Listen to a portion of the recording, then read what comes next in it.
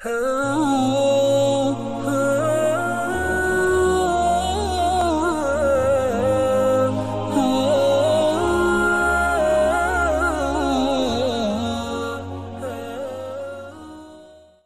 تعالیٰ نے ابرہا کے لشکر کو بچایا اور ابابیل چھوٹے چھوٹے پرندے بھیجے جنہوں نے ابرہا کے لشکر کو تباہ و برباد کر دیا. یہ بھی تو اللہ نے اپنی قدرت دکھائی کہ میں چاہوں تو بچا سکتا ہوں, اب میری مرضی بچاؤں یا نہیں بچاؤں.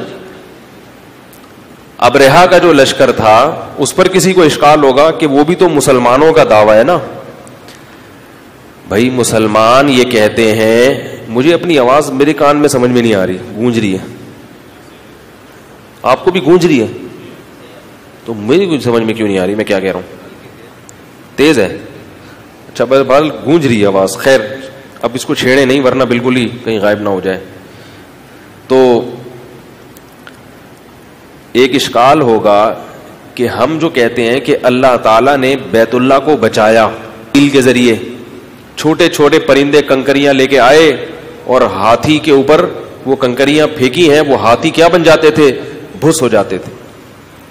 تو یہ بھی تو مسلمان کہتے ہیں, ممکن ہے یہ مسلمانوں نے خود واقعہ گڑھ لیا ہو. کیا خیال ہے بھائی؟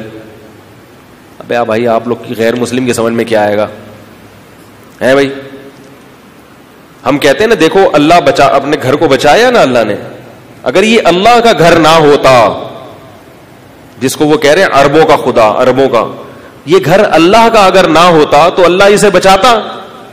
وہ کہتے ہیں جو ایسے ہزاروں ہیں لشکر آئے ہیں توڑ موڑ کے چلے گئے, لیکن اللہ نے ابابیل کے ذریعے اپنے گھر کو بچایا.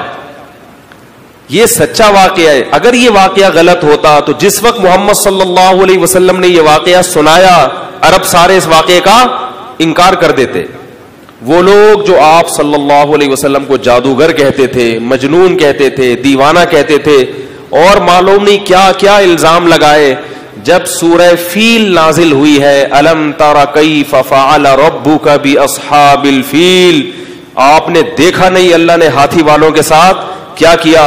الم یجعل کیدہم فی تضلیل, کیا تیرے رب نے ان کی تدبیر کو ناکام نہیں بنایا؟ جبکہ یہ واقعہ اس وقت ہوا تھا جب محمد صلی اللہ علیہ وسلم پیدا نہیں ہوئے تھے.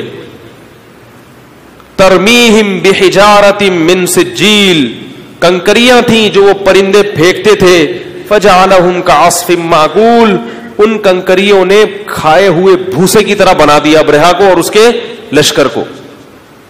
جب محمد صلی اللہ علیہ وسلم نے عربوں کو یہ سورت سنائی, تو اگر یہ واقعہ غلط ہوتا تو عرب کہتے کہ آپ کیا کر رہے ہیں, معاذ اللہ جھوٹ بول رہے ہیں, کیونکہ یہ نبی سے پہلے واقعہ ہوا ہے. تو نبی اپنے سے پہلے واقعے کو کیسے بیان کریں گے, اور وہ بھی معاذ اللہ جھوٹ؟ اس سے تو لوگ آپ کی تکذیب کریں گے. ایک دفعہ بھی کسی مشرک نے اعتراض نہیں کیا. خود اس واقعہ کا سنانا اس کی علامت ہے کہ یہ سچا واقعہ ہے, کیونکہ کبھی ایسا واقعہ نہیں سنایا جاتا جس میں آپ کو یہ ڈر ہو کہ پوری قوم میرے پہلے ہی مخالف ہے اور زیادہ مخالف ہو جائے گی. تو اللہ جب چاہتا ہے اپنے گھر کی حفاظت کرتا ہے, اور اگر اللہ نہیں چاہے گا تو حفاظت رہا یہ مسئلہ کہ وہاں سیلاب آتا ہے اور مقام ابراہیم بہہ کے چلا جاتا ہے, تو چلا جائے, دوبارہ لا کے کھڑا کر دیتے ہیں اس کو, اس میں کیا ہے؟ گارے اور مٹی اور اینٹوں کا بنا ہوا گھر ہے. ہمارے ایک دوست کہنے لگے کہ اللہ میاں بھی کیسے اپنے گھر کو اس نے سادہ سا بنایا ہے, بارش ہوتی ہے تو پانی میں ڈوب جاتا ہے, ٹھیک ہے نا, اور بارش تیز آتی ہے تو مقام ابراہیم بہہ کے چلا جاتا ہے. کہ اللہ تعالیٰ کا بھی کیسا نظام ہے, کیسا سادہ رکھا ہے. اگر بلکہ سرسری غور کرو نا, اسی میں حکمت ہے. اگر اس کے خلاف ہوتا, بیت اللہ ایسا بنا ہوتا کہ نہ بارش میں ڈوب رہا ہے نہ مقام ابراہیم دائیں بائیں جا رہا ہے, پھر غیر مسلم کہہ سکتے تھے کہ اصل میں اس جگہ میں کچھ ایسی مقناطیسی لہریں ہیں یا کوئی ایسا ٹیکنیکل نظام ہے یہاں پہ جو ابھی تک سائنس اس پر مطلع نہیں ہوئی ہے, لیکن چونکہ شروع سے ایسا کوئی یہاں کچھ ایسی چیزیں استعمال ہو رہی ہیں جس کی وجہ سے لوگوں کو یہ غلط فہمی ہوئی کہ شاید یہ کیا ہے, معبود ہے, اور لوگوں نے اس کی عبادت کرنا شروع کر دی, تو پھر اس کی نسبت اللہ کی طرف نہ ہوتی. نہیں آ رہی میرا خیال ہے بات, کوئی بھی جگہ ایسی دنیا میں ہو نا جہاں کچھ عجوبے ہوں, تو ان عجوبوں کی وجہ سے لوگ اس کے گرد گھومنا شروع کر دیتے ہیں. پھر اس کے بارے میں یہ کہنا, اور شیطان کو یہ شر پھیلانا آسان ہوتا ہے کہ بھائی یہاں کچھ ایسی ماورائی طاقتیں تھیں جن سے لوگ متاثر ہو کر اس کی عبادت کرنا لوگوں نے شروع کر دی. اب یہ الزام کوئی مسلمانوں پہ نہیں لگا سکتا کہ یہ بیت اللہ کے گرد طواف کرتے ہیں اس لیے کہ یہاں کوئی خاص واقعہ ہوا ہے. بھائی وہ تو بالکل, یہ اسی طرح یاد رکھو کہ جتنے بھی اللہ, پہلے بیت المقدس تھا, اب کیا ہے بیت اللہ, یہ دونوں بیت المقدس کی جو اڑوس پڑوس کی زمین ہے نا وہ بھی سرسبز و شاداب نہیں ہے. اس میں حکمت کیا ہے؟ اور بیت اللہ بھی کہاں ہے؟ چاروں طرف بڑے بڑے ریگستان, آبادی کا تصور نہیں ہے وہاں پہ, اگر یہ سب کچھ دریافت نہ ہوتا جو اب ہوا ہے. سعودی عرب میں آپ کو پتا ہے لوگ زیادہ بیویاں رکھتے ہیں اور 15 18 بچے ہوتے ہیں, اس کے باوجود بھی سعودی عرب کی آبادی زیادہ نہیں ہے. کیوں؟ رہتا نہیں ہے وہاں پہ کوئی, عرب سارے نکل جاتے, رہنے کی جگہ نہیں ہے. وہ تو تیل نکل آیا تو انڈسٹریاں لگ گئی تو لوگ ملازمت کے لیے جا رہے ہیں, ورنہ صدیوں سے وہ ملک کیا تھے؟ غیر آباد. آپ ہوائی جہاز میں جب جاتے ہیں دن میں تو آپ دیکھا کریں کتنے بڑے بڑے صحرا ہیں. میں یہ کہتا ہوں کہ اگر کسی شخص نے کسی جگہ کو عبادت خانہ بنانا تھا اللہ کے حکم کے بغیر تو وہ کبھی بھی ایسی جگہ کا سلیکشن, ارے یار بول لو نا بھائی کیا ہو گیا, نہیں, شکر ہے آواز آئی. کوئی بیٹھ کے گڑے گا نا جیسے اس مقام کو میں نے بنانا ہے, کوئی ایسی جگہ جہاں لوگ آئیں تاکہ ہماری معاشرے میں کیا ہو, عزت ہو کہ ہم اس جگہ کے رکھوالے ہیں, تو وہ ایسی جگہ کا سلیکشن, وہ ایسا پوائنٹ متعین کرے گا جہاں لوگوں کے لیے آنا آسان ہو, خوبصورت زمین ہو, بڑے بڑے باغات ہوں, آبشاریں بہتی ہوں, چشمے بہتے ہوں, اور کوئی انٹرٹینمنٹ کی کوئی وہاں جگہ ہو. اور خاص طور پر اگر وہاں کوئی جن چڑیل بھوت بھی ہو, جو کچھ جیسے بعض دفعہ ایسے ہوتے ہیں نا مقناطیسی پہاڑ ہوتے ہیں, وہ آپ کو اپنی طرف, جو بھی لوہے کی چیز ہے اپنی طرف کھینچ رہے ہوتے ہیں. تو پہلے زمانے میں لوگوں میں اتنی عقل نہیں تھی, کوئی بھی ایسا پہاڑ ہوتا کوئی اس کی طرف کھینچ کے چلا جاتا تو لوگ کیا کہتے ہیں یہاں پر کیا ہے, کوئی دیوتا چھپا ہوا ہے, یہ کہہ سکتے تھے نا لوگ. تو ایسی جگہ کو بنا لیتے عبادت گاہ, زیادہ دنیا جاتی وہاں پہ. لیکن مسلمانوں کا جو بیت اللہ ہے وہ کہاں بنا؟ ایسی زمین پہ. یہ تو پھر بیت اللہ کی وجہ سے تو آباد ہو بھی گئی, ورنہ ابراہیم علیہ السلام جب اتنا لمبا سفر کر کے وہاں پہنچے ہیں تو عقل کہتی ہے خدا کی قسم یہ کسی انسان کی سلیکشن نہیں ہو سکتی. یہاں کچھ بھی نہیں ہے, پانی تک نہیں ہے. ایک چشمہ زمزم کا وہ کیا آباد کرے گا بھائی دنیا کو؟ ایک چشمہ ہے وہ بھی. وہاں پر بیت اللہ کی بنیاد رکھی جا رہی ہے, اور وہ بھی سونے چاندی کی نہیں بلکہ سادہ پتھروں کی. اس میں بھی اٹریکشن کی کوئی چیز, یہ تو سونے کا دروازہ سعودی حکومت نے لگایا ہے, اس سے پہلے سونے کا دروازہ بھی نہیں تھا, سادہ بالکل چاروں طرف سے مٹی گارے کی. اگر انسان بناتا, وہ قوم سے چندہ کرتا, جیسے میں نے برما میں بدھسٹ کا عبادت خانہ دیکھا ہے. بدھسٹ کا جو بڑا مرکز ہے نا وہ برما ہے, اور چائنا میں بھی بہت ہیں بدھسٹ, چائنا زیادہ سپورٹ کرتا ہے. تو وہ عبادت خانہ وہ کس نے بنایا؟ انسانوں نے. اتنا سونا استعمال ہوا ہے اس کے اندر, انسانی عقل حیران ہوتی ہے. سونے کے بت بنائے ہوئے ہیں, سونے کا پانی چڑھا ہوا ہے. جو وہ کلاکاریاں اپنی دکھا سکتے تھے انہوں نے دکھائی ہیں لوگوں کو اٹریکٹ کرنے کے لیے, لوگوں کو اس کی طرف مائل کرنے کے لیے. اتنا کچھ کیا ہے, کیونکہ عبادت خانہ کس کا بنایا ہوا ہے؟ انسان کا. اس کو پتا ہے بھائی لوگوں کو مائل کرنے کے لیے کیا کرو, کچھ کرو, یہاں پہ کوئی اٹریکشن کا سامان تھا, ورنہ یہاں کون آئے گا.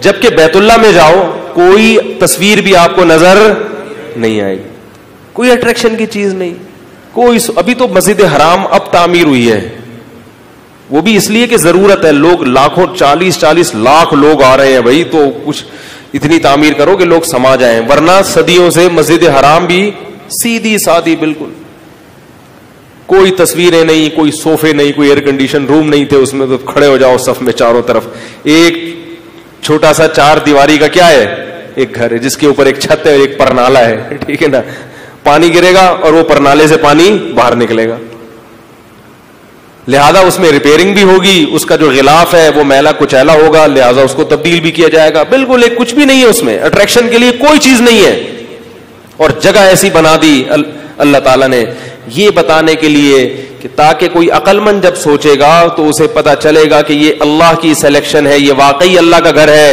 اگر اس میں کوئی ماورائی چیزیں ہو رہی ہوتی، ایک صاحب مجھے کہنے لگے میں نے سنا ہے بیت اللہ کے اوپر سے کوئی چڑیا بھی نہیں گزر سکتی، کچھ گزر سکتا ہے بیت اللہ کے اوپر سے، ہیلی کاپٹر بھی گزر سکتا ہے، چڑیا بھی گزر سکتی ہے، اور اللہ اپنی قدرت کے نظارے کسی کو کروا دیتے ہیں، وہ ایک اللہ کی، جیسے اللہ نے ابابیل کے ذریعے ہلاک کر کے بتا دیا کہ میرا گھر ہے یہ، لیکن یہ اللہ کے ذمے نہیں ہے کہ وہ ہمیشہ ایسا ہی کریں۔ تبھی حدیث میں آتا ہے قرب قیامت میں جب ہر طرف شر اور فساد پھیل جائے گا تو بالآخر بیت اللہ کو بھی گرا دیا جائے گا اور حج بھی معطل ہو جائے گا، کیونکہ حج بیت اللہ کی وجہ سے ہوتا ہے، اللہ کا گھر ہے تو اس کی زیارت کے لیے ہم جاتے ہیں، جب گھر نہیں رہے گا تو زیارت بھی ختم، اور پھر اللہ اس کائنات کو تباہ و برباد کر دیں گے، جب یہاں تک معاملہ پہنچ جائے گا ختم کر دیں گے انسانوں کو۔ جب تک اللہ کا نام اس زمین پر لیا جائے گا اللہ اس کائنات کو باقی رکھیں گے۔ حدیث میں آتا ہے ایک شخص بھی جب تک اللہ اللہ کہتا رہے گا اللہ اس ایک کی وجہ سے اس پورے نظام کو چلاتے رہیں گے۔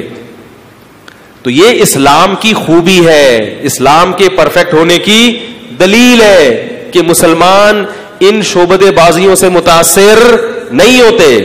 ہم جو اللہ کے گھر کو اللہ کا گھر مانتے ہیں اس لیے کہ اللہ کے خلیل ابراہیم علیہ السلام نے اللہ کے حکم پر اس جگہ کو آباد کیا، اور ابراہیم علیہ السلام پریشان تھے کہ اللہ اس بیابان زمین میں تو کوئی بھی نہیں آئے گا، کچھ کوئی بھی نہیں آئے گا، تو اللہ نے کیا کہا، اذن فی الناس، اے ابراہیم تو لوگوں میں ندا لگا دے، لوگوں میں اعلان کر دے کہ یہ کس کا گھر ہے، اللہ کا گھر ہے، یہاں حج کے لیے آؤ۔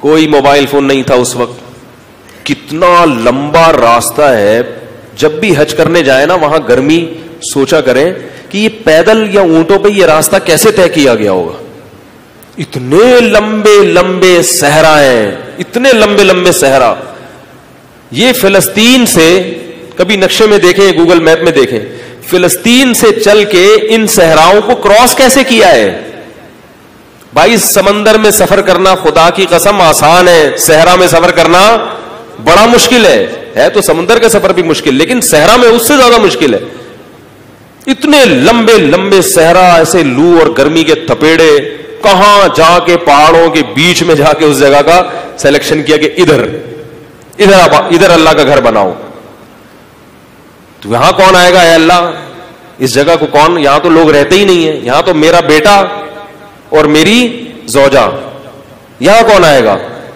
تو اللہ نے کیا کہا، اذن فی الناس، کوئی مواصلاتی نظام نہیں ہے، کوئی الیکٹرانک سسٹم نہیں ہے، کوئی سوشل میڈیا، کوئی فیس بک، کوئی واٹس ایپ نہیں کہ آپ کا کوئی گروپ ہو وہاں تک بات پہنچے، فرمایا آپ اعلان کر دو، چونکہ یہ میرا گھر ہے لہذا آپ کا اعلان لوگوں تک پہنچانا کس کی ذمہ داری ہے، ایک ایک انسان کے، ایک ایک جو بھی ایمان لانے والا ہے اس کے کان تک میں پہنچاؤں گا۔